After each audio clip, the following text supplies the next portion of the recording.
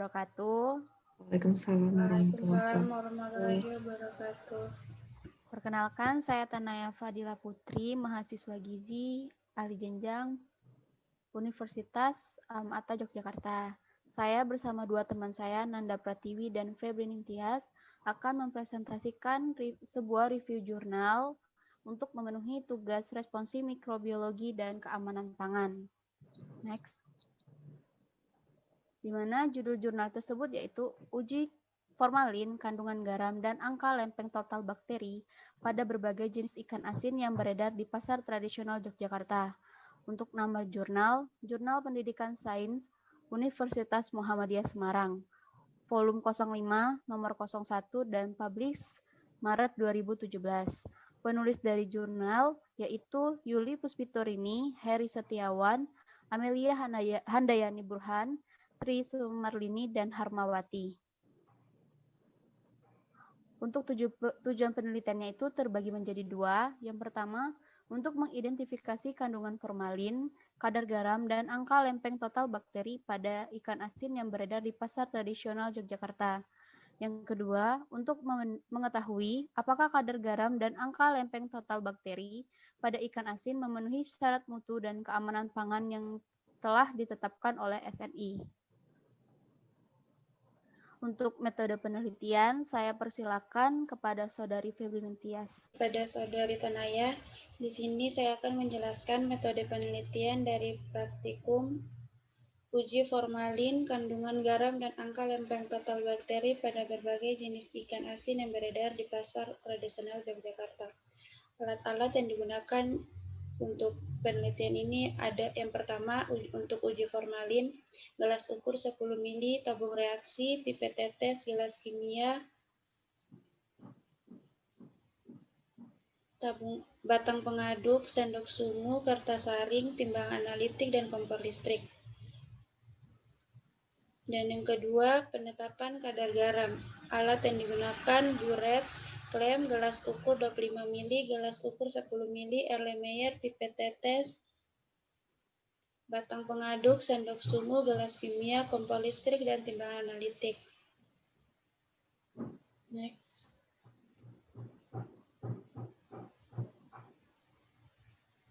Angka lempeng total bakteri. Alat yang digunakan Erlenmeyer, tabung reaksi, kompor listrik, timbangan analitik. Next. Batang pengaduk, mikropipet, gelas ukur 10 ml, dan inkubator. Dan bahan yang digunakan ada Aquades, reagen A, reagen B, garam NaCl, kalium kromat 5%, AgNO3 0,05 N, 5 sampel ikan asin yaitu cumi, ikan peda, rebon, teri gundul, dan ikan balur. Dan di sini ada cara kerja. Untuk yang pertama, uji angka lempeng total. Yang pertama, ditimbang sesama 1 gram sampel yang telah dihaluskan. Kemudian dimasukkan sampel dalam tabung reaksi, tambahkan 9 ml larutan fisiologi untuk mendapatkan pengenceran 10-1. Yang ketiga, pada pengenceran 10-2 diambil 1 ml suspensi sampel tabung pengencer 10-1 dan masukkan ke dalam tabung reaksi yang homogen. Yang keempat, hal yang sama dilakukan sampai mendapatkan pengenceran 10-7.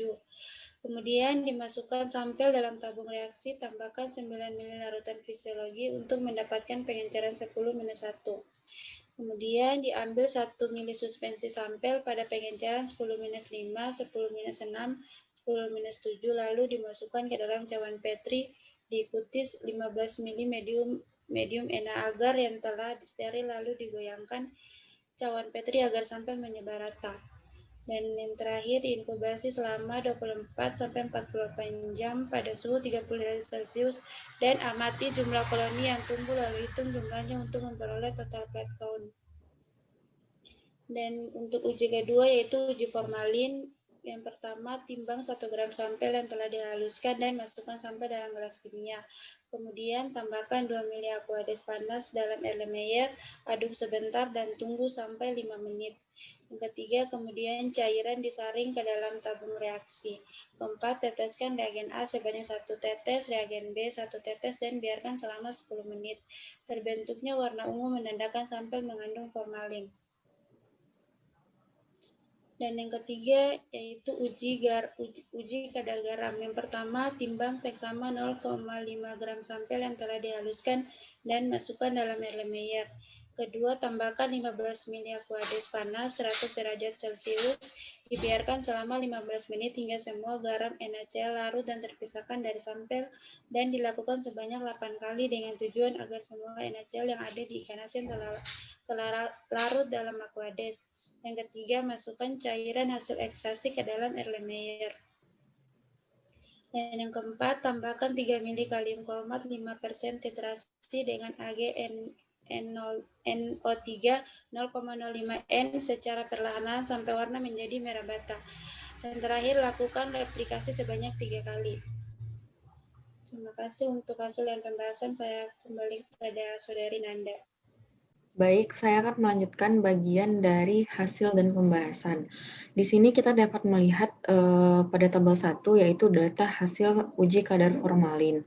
Nah, berdasarkan data yang sudah diperoleh, setelah dilakukan replikasi sebanyak 3 kali, diperoleh bahwa sampel yang mengandung formalin ialah terdapat pada sampel A, yaitu cumi, dan sampel C, yaitu rebon. Sementara untuk perbedaan warnanya, yaitu pada sampel cumi berwarna ungu cerah, dan pada sampel C, yaitu pada rebon, berwarna ungu muda.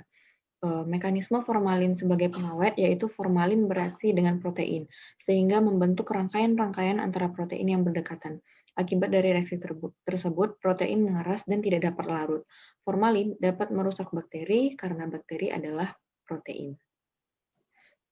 Yang kedua, kita dapat melihat hasil kadar uji garam.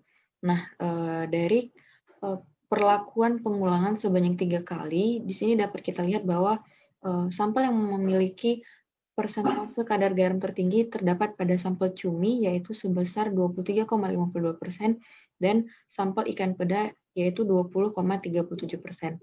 Hal ini, jika dibandingkan dengan standar nasional Indonesia, maka kedua sampel tersebut tidak memenuhi standar nasional.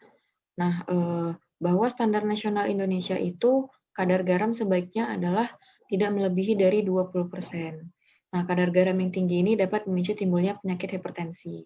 Sedangkan untuk sampel C, yaitu rebon, memiliki kadar garam terendah, yaitu 5,46%. Pada sampel D, yaitu teri gundul, sebesar 17,56%. Sedangkan pada sampel E, yaitu ikan balur, terdapat persentasenya sebesar 18,02%. Artinya kadar garam ini masih memenuhi standar nasional. Tetapi pada sampel rebon, kita ketahui bahwa rebon telah mengandung formalin, sehingga tidak sebaiknya untuk diperjualbelikan, namun juga dikonsumsi. Kadar garam yang tinggi ini pada pengolahannya dapat dilakukan dengan pencucian berulang kali ataupun perendaman agar kadar garam tersebut dapat berkurang. Kemudian pada tabel yang ketiga ini kita dapat melihat bahwa hasil uji angka lempeng total bakteri.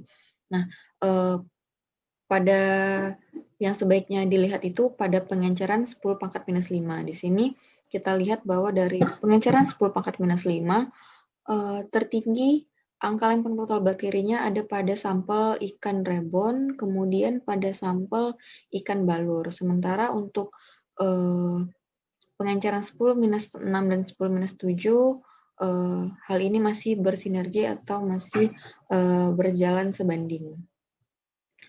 Nah, hasil perhitungan angka lempeng total ini menunjukkan bahwa sampel yang diuji tidak memenuhi syarat total plate count agar. Produk perikanan pada umumnya yaitu rata-rata sebesar 1 kali 10⁻⁵. Berdasarkan SNI 2721 1/2009, pada pengenceran 10⁻⁵, angka lempeng total bakteri yang ditemukan berkisar antara 26,7 kali 10⁻⁵ sampai dengan 280 kali 10⁻⁵. Produk perikanan yang memiliki tingkat kontaminasi yang paling tinggi yaitu terdapat pada sampel C, yaitu pada ikan rebon. dan sampel yang memiliki tingkat kontaminasi terendah yaitu pada sampel A, yaitu cumi, tetapi tidak dapat memenuhi syarat keamanan pangan. Nah, di sini kita dapat melihat perbandingan uji kandungan formalin, kadar garam, dan angka lempeng total bakteri. Di sini pada uji formalin yang mengandung formalin yaitu pada cumi dan rebon.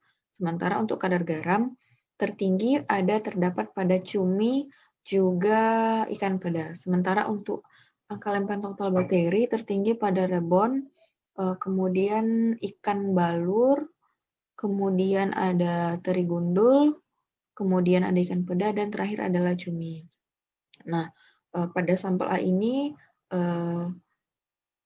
negatifnya adalah dia mengandung formalin, juga kadar garamnya melebihi batas SNI. Kemudian angka lempeng totalnya masih mencukupi, tetapi karena sudah mengandung kadar garam yang sangat tinggi di luar SNI dan formalin, maka sebaiknya untuk tidak dikonsumsi. Kemudian pada sampel ikan rebon, yaitu kadar garamnya terendah, namun angka lempeng total bakterinya paling tinggi dan juga mengandung formalin. Sementara itu, yang paling baik adalah kita dapat melihat pada sampel teri gundul, kemudian ikan peda, bahwa tidak mengandung formalin, kemudian kadar garamnya tidak terlalu tinggi, dan angka lempeng total bakterinya juga tidak terlalu tinggi. Nah, di sini kita dapat melihat kurva perbandingan angka lempeng total bakteri dan kadar garam. Hasil pengujian uji kadar garam dan angka lempeng total bakteri memiliki keterkaitan satu sama lain, yaitu semakin tinggi kadar garam, maka semakin rendah angka lempeng total bakteri. Nah, pada sampel ABCDE ini dilihat bahwa sampel E saja yang di luar dari garis tersebut, karena pada sampel E, yaitu pada ikan balur, di sini kita melihat bahwa angka uji lempeng total bakterinya termasuk di luar dan kadar garamnya termasuk rendah, tetapi berada di luar. Nah, garam ini sendiri bersifat bakteriostatik maupun bakteriosid. Nah, adanya sifat higroskopis pada garam sehingga mampu menyerap air yang terdapat dalam ikan dan menyebabkan metabolisme bakteri terganggu akibat kekurangan cairan.